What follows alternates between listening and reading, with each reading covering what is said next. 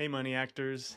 We are now on episode 3 of our tour through Texas. And this stop, we landed in Houston. And initially, we thought, Houston does have problems with hurricanes and whatnot because no place is perfect.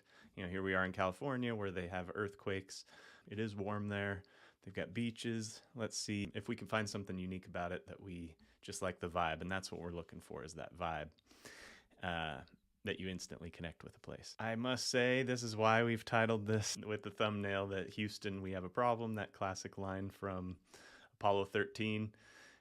So we stayed in the woodland area, which we heard was a really nice area, and it is very wooded. It's got some lakes and some really nice shopping. Didn't really connect with it too much. It's nice. A bit more on the spendy side for the area.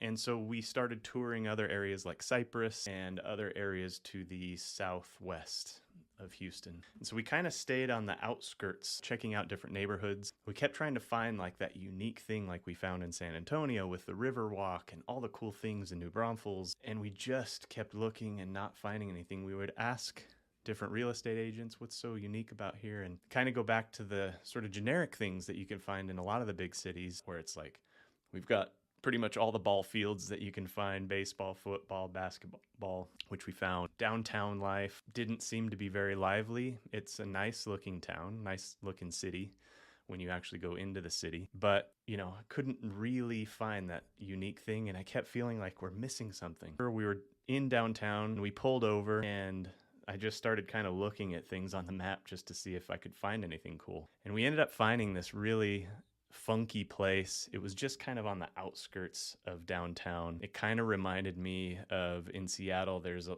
little area called Georgetown. It's like on the outskirts. It's got some funky pizza place and places for beer and stuff like that. So we found this place that, they took this old like carnival set and just kind of took some old stuff and made it really cool looking. Really neat bar. Really enjoyed ourselves there. And they had some, we walked out and it was kind of this like similar to Georgetown. So that was kind of cool. And then from there, we went to our next hotel, which was now towards sort of between Houston and Galveston, which is the beach area. And we thought, okay, Galveston's going to be cool. And even our real estate agent down there was like, don't expect California beaches, which of course I don't expect. There's nothing like California beaches other than Hawaii. But still, kind of get there and okay, I get it. It's just not someplace I would go, let's go to the beach. I mean, it's kind of, maybe, but I wasn't, big choppy, muddy waves.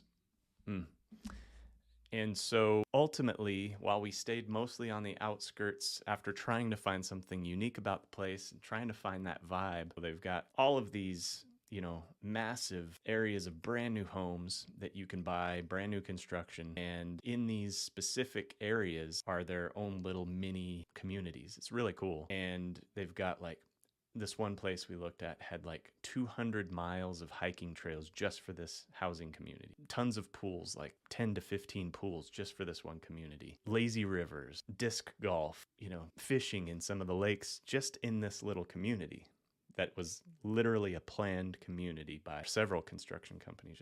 And so they've got a whole bunch of those around the city, but it was like its own little thing. So it's great when you're there, but then when you go out, like what else is in my city? It's like just didn't have that vibe and that connection to the city like I did with San Antonio. And so after this, we kind of left and we were like, even though we actually found this house that was like perfect for us, and it was hard to sort of like wean ourselves away from it because it was really nice. We didn't really look. We looked at neighborhoods in San Antonio just to kind of see if we liked the vibe, and we did.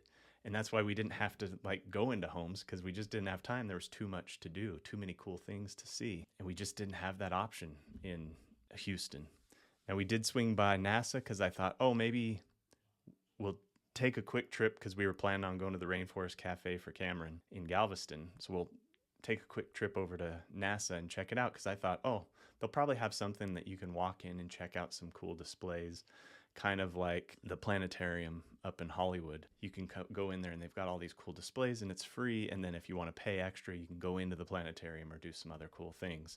But no, it's like you pay right when you get in. It was going to be $100 just for me and the boys. And because we were on our way, I'm like, it's just not worth it. And we looked at the lines. Just they had this big airplane outside to get up into, and then they had the shuttle on top, and the line was enormous. And I'm like, it's not worth it. I'd love to see it. Maybe if we move to Texas here soon, which we will talk about in episode 4, we'll make a trip just to go to NASA, because I do think that would be really cool to see. But yeah, all in all, our highlight of the trip was Rainforest Cafe, believe it or not. And I gotta say, it was the most amazing restaurant I've ever seen. You know, if you've ever been to Rainforest Cafe, this is why the kids love it. It's got the animatronics and, you know, that lush fake garden that's in there. It's really cool atmosphere.